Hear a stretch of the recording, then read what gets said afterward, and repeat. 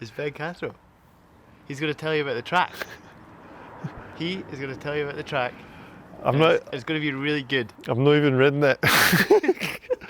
Good luck.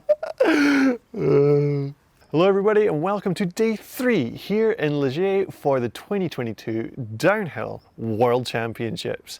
And day 3 is usually race day at the World Cups, but in World Championships you get an extra day of practice in between qualifying and race, and that's going to be allowing us to do something a little bit different to the norm, which I'm quite excited about. So this is inside the tape day. We're going to go up, take you down the track, explain everything that's going on, all the tricky bits, all the line choice, do a bit of comparison and just show you why this is a super difficult track and a very worthy track for World Championships. So we'll start, as we usually do, up at that start hut, and you get a wonderful view out over the valley, but you can't worry about the view too much because you drop immediately down that start ramp into some berms. You've got a right, left, right corner, and they're quite tricky. They're really dusty, and the left-hander is getting super blown out. Riders were getting really close to the top of the corner, and now they've started to inside the turn. So inside, hit the right, step down, speed tuck, and you want to go as fast as you can down into this next section, because you have the huge off camber out in the open that you just want to not touch the brakes, stay aero and go as fast as you can. You'll see riders trying to get a quick pedal stroke in and then speed tuck and stay as low as possible while they're pumping the ground. Once you've traversed that off camber, there's a small gap over a drainage ditch, little step down that at speed feels like nothing, another little step down, and then you get a tricky left-hander hip that's easy to go too deep on, and then there is powder there, or it was powder. It has started raining, so a lot of this dust is going to turn to slime and then turn to mud. But we're going to wait and see how bad it gets. Down into the next corner, right-hander, setting you up for the famous Ligier road gap that caused so many issues last year. Slightly different entrance, they're giving you a bigger run in at it, so you've got more time to get composed. Gone are the off-camber routes. Gone is the off-camber turn off the drop. You get a nice straight run at it, but it's still a huge drop with a big compression on the landing and then a tight left-hand berm. Most riders are just landing nice and wide and then railing around the corner, but it's very tricky to get the angle right because it's blind, and some riders are still slipping in the corner. Some riders are getting really adventurous and inside in the corner, because when you land this drop, you land on the brakes, and that's just chewing up the ground. There's loose dirt, there's rocks. It's a very tricky one to get good. And they even filled it in this morning because there was a big hole. Round that corner, quick right, quick left, over a rooty crest, and there's some natural shapes in the ground that can be gapped, or you can just roll through them, keep things trucking. Into the next corner, slight right-hander. Some riders are trying to go inside, but you got to slow down to sneak into it. Most are going around the outside, carry the speed down into the next section. Over a rooty crest that when it's wet can easily slip you, but in the dry, riders are gapping in. Slight right, through a compression, getting most of the travel through there when you're hitting it fast, and then riders can choose 2 different lines. You can do what was the main line, which is hit the compression and stay left of the pad, straight down into a fresh, loamy section. It was just wide open, no obvious line at the start of the weekend, but that is cutting in now. We're getting through that topsoil, we're finding dust, we're finding roots, and we're finding rocks. Down that left line, it led you in between the tree pads, and then there was a tight turn at the bottom that quickly turned into a rut that was really nice. Hooked the riders round and down through the stumps into the next section. Down into the next bit, you go over a crest, you've got a bit of dirt that's starting to kind of wash away, but you've got to make sure you're accurate and don't wash out, because you have to preload and gap over a natural hole in the ground. And the landing is a carpet of roots, and it's raining on them, so they're getting really slippy. Lots of people having crashes on this, so it's going to be interesting to see how people tackle it as it gets wetter. Down into the next bit, over a blind crest, really dusty, whooped out long left-hand corner, hit the bottom, into the next right. Then you head down into a road crossing, small drop into a left-hander that you can absolutely slap into. There's some tire folds and shralps aplenty in that left-hander. Down, slight right-hander, back into the darker trees. There are a couple lines down here, but not many people are taking the right line. Don't think anyone's taking the right line. So most people are going down the left, all the way around the outside. Some braking bumps, small compression over a crest into a long left-hander that you want to make sure you commit to. Get off the brakes, let the bike roll around it, carry the speed out. Slight right and you pop out of the trees where the live feed should see riders going around the edge of the lake. around the edge of the lake, relax the hands, have a breather, maybe stick a pedal stroke in if you're keen, and then you head down into the next section. So you come over the blind crest, track splits again. There's a right line that sets you up wide to then do a couple of inside lines, or you can head left straight down the hill and hit the scoop at the bottom of that steep section. The straight line is much faster in, but then you have a longer track with a turn at the bottom to get you back up the hill. It's longer, but it's faster in.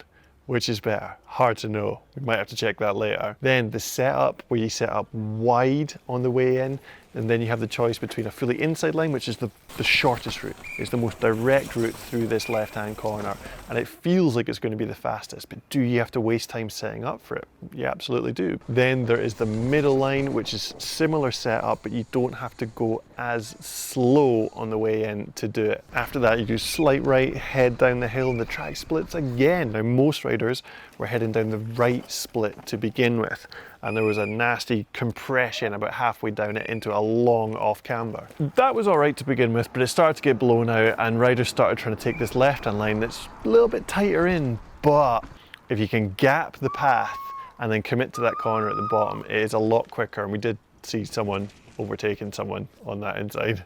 So it's like, okay, I think that line's probably better. So you hit that left-hander, then immediately on the brakes, slow things down, don't go too fast over the next crest, drop into the next section, and there is an inside line there that a lot of people were doing on the first day. But the speed you come in and how loose and dusty it's been, it was very hard to hold the high line. Some riders were making it work, but most are now just heading over the crest and slamming into that catch at the bottom. Real big G out, you really got to like hold yourself strong to take that impact as you then flick out the corner and into a long left-hander that's quite tricky to get good. There's not much support there. Little drop on the way out, and then a new drop heading into a fresh section. What looks to be like a huge gap, but you just sail over it with a little bit of speed, flat landing, and straight down into the next bit. There's a little bit of a wide setup you can do as you get into this fresh section. Slight left, super loamy, soft in there, lots of hidden roots and stumps that you got to watch out for. Commit to the slight right, and then you rejoin the old track. Right hand berm, slap into that as you come over the blind crest into one of the steepest bits of the track. Flying down into this next bit, there is a split, there's an inside line that you can try and hold the whole way. Take the compression in the middle, but try and keep it high on the exit. Most riders will be heading down the left-hand side because there's an absolute beauty of a scoop that you can just hood into and trust it, and that's just going to fire you off in the right angle down into the next bit, up on the high line, down into a big compression, and then a very, very difficult piece of track. So there are a few different lines here. The main line heads all the way down in your braking zone towards the bottom of the steep section, is littered with little roots heading at off camber angles to the direction you're trying to go. So you're braking, the bike's stepping out, it's twitching, and then in the exit you can try and go all the way below the roots, but the corner's quite tight. Some riders will try and brake earlier and then try and turn and go diagonally across the roots for a straighter exit. Very hard to do well, and lots of riders slip here. Some riders are heading down the right-hand side of the track, being really patient, really precise with the brakes, and trying to get off them and nice and tight on the exit. Because on the way out, if you can get that line good, you can head directly into the inside rut around the next left-hander. Down the next section, high on the roots, most riders are then going on the inside rut because the berm is just too far away, it's just pointless, don't want to go there. Inside rut, and into a very slight right-hander that doesn't look hard. It does not look hard, but once it's rained on it, it's so slick, and that is a corner that I think will catch a lot of people out when it comes to the race runs. Hold that right-hander, new double that they've built, down, over the right-hand crest, and then into one of the most difficult corners on the track to get fast. Left-hand turn with a super outside line that sets you up quite straight, or an inside line that's a lot easier to get on. Down, super loamy bit with loads of orange painted rocks. Help! Help! It's raining. Right, there we go. Then you get to a really tight right-hander. Going all the way wide is useless, it's terrible. You don't want to do that. You want to go inside of the pad, and there's two ways of doing it. You can go just below the root and almost corner at the base of the tree, or if you slow up, you can gap over the root on the inside. Slight left, and then into another multi-line choice bit. The original line, you can just follow it. You can go low, trust the catches, but there's a little bit of a wiggle and it's a little bit rough. But there's a higher line you can do. You can hold it high all the way along in that loose dirt. It's much more direct, but it is off camber. Or you can do the main line and then cut high for a straighter exit. They all work, it is rider preference. Into the right hand catch and you get into a new man-made section of trail. This is a new fresh section, they've cut the trees down, it's all nice and open, should look really good in the live feed. So you come out into the open and then there's a really tight left-hander that all the way around it feels like a long way and it still feels really tight, but there is an inside line that is a lot shorter and it's starting to develop a rut that does hold you. After that you get into a very, very tricky off-camber rooty section with a really steep entrance to the next right-hand berm. Lots of riders in their qualifying runs were washing out in this turn because it's so steep in and so dusty in the corner. But now that it's rained and it's an open section, this could become a very exciting bit of track. Hit that right, hit the left. There's an inside line you can do in the left and into what was the Flying Scotsman jump, but now it's a nice, chill, floaty, beautiful piece of craftsmanship. People launch out of the trees, give it a little bit of style for the fans, land, speed tuck, carry the speed down that open field, slight turns, which in the dry are super chill, but in the wet could be proper spicy, and then jump over a river that's very hard to see, but it's actually quite a big gap. Keep the speed going. You're speed tucking, you're getting there now, the fans are roaring, hit the triple, gap that, land, more pedals. You do a slight step up tabletop, pump your way down the landing. Another gap jump, big long table, pump down that one too. Scrub the last one, catch the landing. Down into the next bit and into one of the slippiest corners on the track. When it rains, this thing is lethal. There were bodies everywhere during practice. Rail around that turn, last few pedal strokes and yeah. Cross the line. That's it. That's it. World Championships. You've done it. A full lap of the Ligier track. It's not Ligier, it's Ligier. Done. Proper gnarly track. One that riders are absolutely loving. Like people coming off the hill with big smiles on their face and saying it's such a good one. But it is raining. It's coming down quite hard and it's due to come down hard tonight as well. So tomorrow is going to be something else. Ooh, but we've not forgotten the special treat. We got a ghost, but we're finally, due to the way practice works, this is so hard to do, we're going to compare some of the elite women. Yay! And the juniors as well. So we're going to go up, get some comparisons. Let's go. So how inside the tape are we? 100%. No. That's another brand. Darko. It's a bit Darko in here, but this is a very cool section of track. It used to go left and down there, but now we're going straight on onto a fresh loamy piece of track and there's options. Started off, most people were just heading left down the inside between the two red pads. That's just kind of where everyone was heading. It was a good line and it had a catch at the bottom, or a catch developed in the soft dirt, but that catch is starting to get a little bit tighter. It's starting to get more roots coming out into it and it's getting harder to carry speed out of it. It's also raining, so that corner might get really challenging. There was two other lines. There was a slightly higher setup where you go right of the red pad in the middle of the track and then filter left and into the same line and hit that same catch at the bottom. Then there was a more adventurous line, a little bit of an adventure.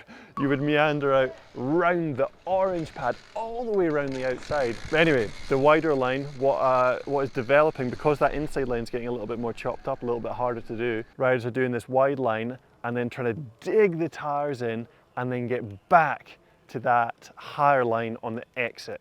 And it straightens things out, it gets rid of the nasty kind of sharp turn and it gives riders a lot of exit speed. So it's a really long way around as lightning flashes in the sky, but it does give you a very straight and a very fast exit. And beginning, like not many people were doing the outside, but more and more are switching to it as that inside line deteriorates.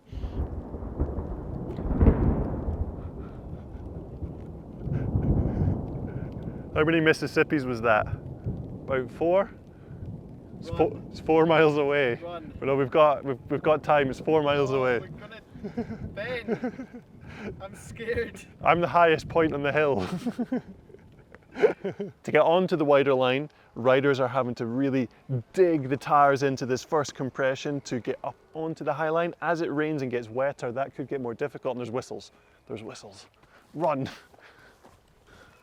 So the riders came charging down the hill. We had to run off track, but look at this. We have the first ever female comparison of the year with Louise Anna taking the wide line there. And we have Monica Hrasnik from Slovenia. She's on the inside line. So we're going to compare the two, see who was fastest through this section. So coming into the section, you can see Monica heading straight for that inside as Louise swings up onto the high line with missing goggles. Yes, missing goggles. We'll figure out what happened later. And look at Monica, she's way out in front. She's bike length ahead of Louise. And I found the goggles, they're on the back of her helmet. As she heads into that straighter line, she's going to be coming much faster out of there, but can she catch Monica? She's so far out in front, and at the finish line, 1.27. Looks like Louise maybe forcing you to do that outside line when you hadn't practiced it wasn't a great idea. And now we got Sweden pinner junior Wally Tungsved, which I've said wrong, but he got that inside line super clean. And then Hugo bashing through that compression, round the outside, and then he's carrying some major speed down that next section. So let's see which is fastest as they both hit that compression at the same time. Wally is in front, but Hugo is not far behind. He's not far behind as he comes around this outside line. He's going to carry speed out. But Wally gets that corner super clean. So Hugo's going to have to turn on the afterburners down here. It's going to be who gets this gap clean. And at the finish, oh, Hugo sneaks it by 0.04. Wow. And what's this? A second section. This Scottish production team has pulled an absolute blinder, just like Millie Johnset pushing back up to do that middle line for us. Miriam Nicole, fastest in quali, and she is on that direct to low line.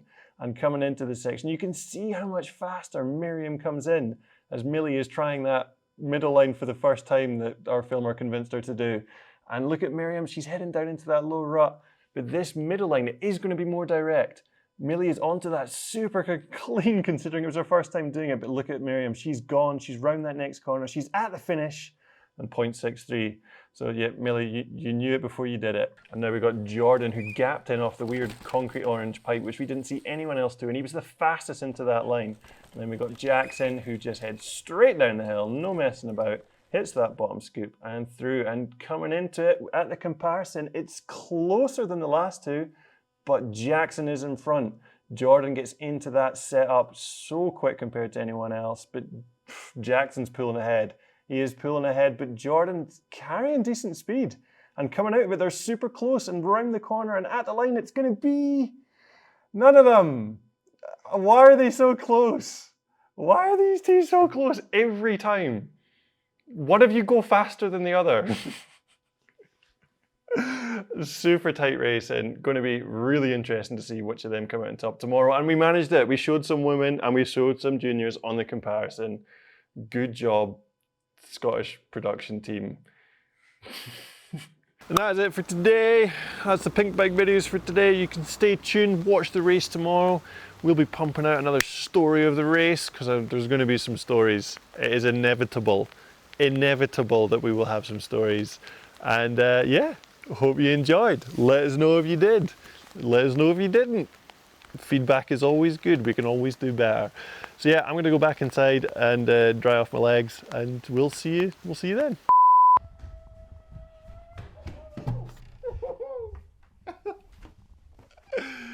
We didn't talk about Benoit.